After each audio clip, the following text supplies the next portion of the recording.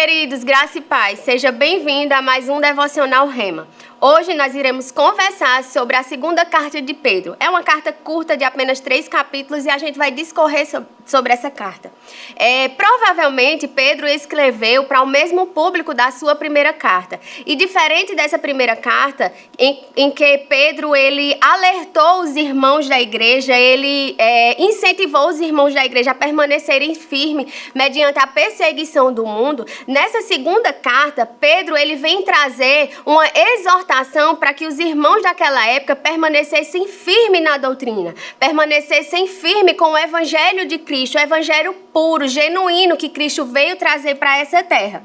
Naquela época, queridos, muitos falsos mestres estavam se levantando e se infiltrando dentro da igreja, querendo atualizar o evangelho, querendo dizer que não era bem daquela forma. E Pedro, ele se levanta com força. Ele fala, inclusive, que ele se esforça diligentemente para trazer à memória deles a respeito do evangelho puro, genuíno, sem mistura. E aí traz, no versículo 3 do capítulo 1, Pedro fala assim: visto como, pelo seu divino poder, nos tem sido doada todas as coisas que nos conduzem à vida e à piedade, pelo conhecimento completo daquele que nos chamou para a sua própria glória e virtude. É um versículo muito conhecido e a gente fala, olha, ele nos garantiu tudo que diz respeito à vida e à piedade. E é bem verdade isso. Só que é interessante que Pedro fala que essa garantia de tudo que diz respeito à vida e à piedade é por causa do conhecimento completo.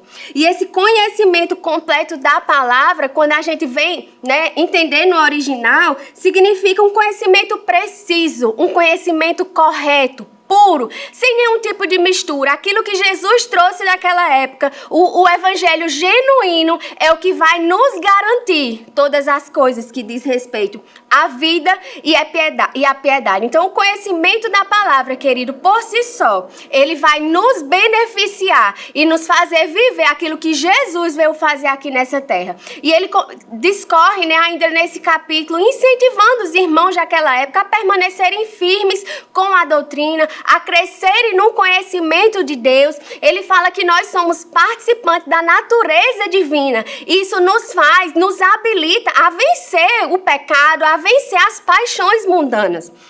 E como eu falei, muitos ensinamentos estavam se levantando naquela época, errados, E um deles é que Jesus ele não veio à terra, que Jesus não ressuscitou e que tudo aquilo que as pessoas falavam no Antigo Testamento não era verdade, era invenção humana. E aí Pedro, ele fala firmemente, diz, olha, eu fui testemunha ocular. A vida de Jesus aqui na terra foi o cumprimento das profecias dos profetas do Antigo Testamento. Nada foi inventado, nada foi de sabedoria humana, foi o próprio Deus que inspirou aqueles homens naquela época, e a vida de Jesus, ele prova isso. Eu vi com os meus olhos, eu vi o Jesus, o Cristo ressurreto, eu vi Deus manifestar Jesus em glória e dizer, olha, esse é o meu filho amado em quem eu tenho prazer. Então Pedro está dizendo, olha, chegou atrasado porque eu vi com os meus próprios olhos.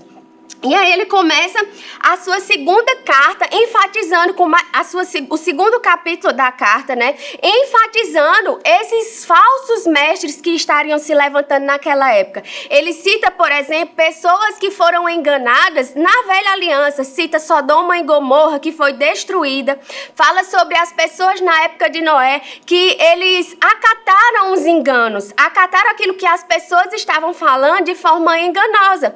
E eles falam, não, tudo isso foi invenção. Mas Paulo está dizendo, olha, houve juízo para aqueles. Não houve juízo. Deus preservou a vida de Noé e a sua família. Deus preservou Ló e a sua família, porque eles decidiram não se contaminar com o engano do mundo. E aí ele fala que essas pessoas se levantaram, além de ensinos errados, uma fala errada, tinha uma conduta também inadequada. Eram pessoas que vinham falavam sobre uma liberdade, mas que na verdade nem eles mesmos eram libertos, porque eles estavam presos na contaminação do mundo.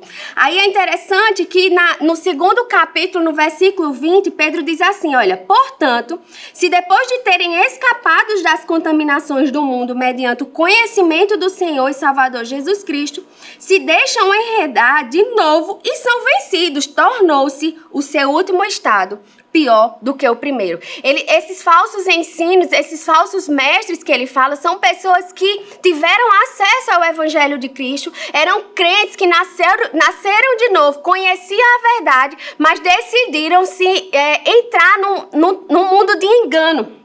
E aí ele começa a dizer, olha, esses que outrora foram libertos das contaminações do mundo mediante o conhecimento de Jesus, se deixaram enredar de novo e foram vencidos. Tornou-se em um estado pior do que o do primeiro. Às vezes a gente lê esse versículo e associa somente ao pecado. E se refere também ao pecado, mas aqui ele está indo com força contra aquelas pessoas que conheceram o evangelho genuíno de Cristo e se desviaram dessa verdade e acataram o engano, as falsas doutrinas. Aí ele vai para o capítulo 3, que ele fala sobre a vinda de Jesus.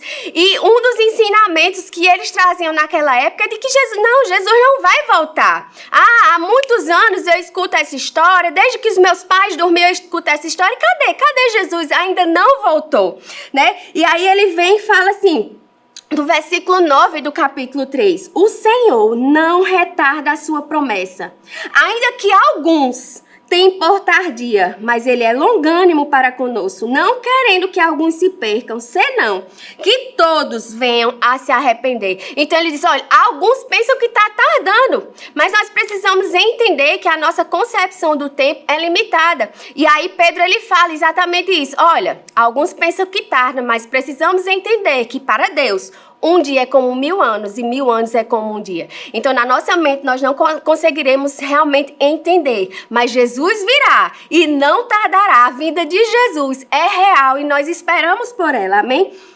Enquanto ele vem, Pedro ele traz algumas instruções para que a gente tenha um tipo de conduta enquanto Jesus não vem.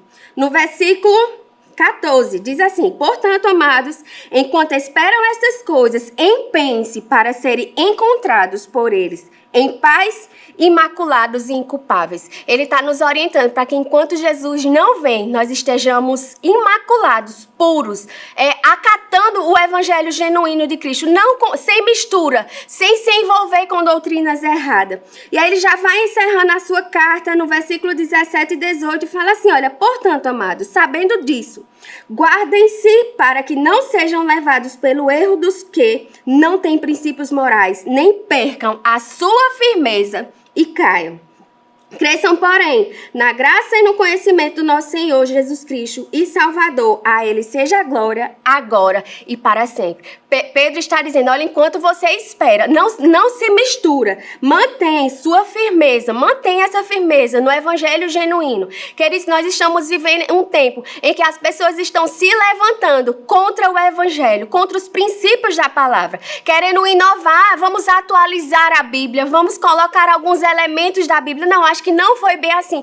Como se o projeto de Deus estivesse aberto para ideias, para pitacos, para que algumas pessoas chegassem e dizer, não, esse projeto aí está em análise. Não, o projeto de Deus é perfeito. O evangelho genuíno de Jesus é perfeito. E nesse tempo em que nós estamos vivendo, nós precisamos nos agarrar com firmeza à doutrina, ao evangelho puro de Jesus, para que quando ele venha, a gente seja encontrado nesse lugar de firmeza indesculpáveis.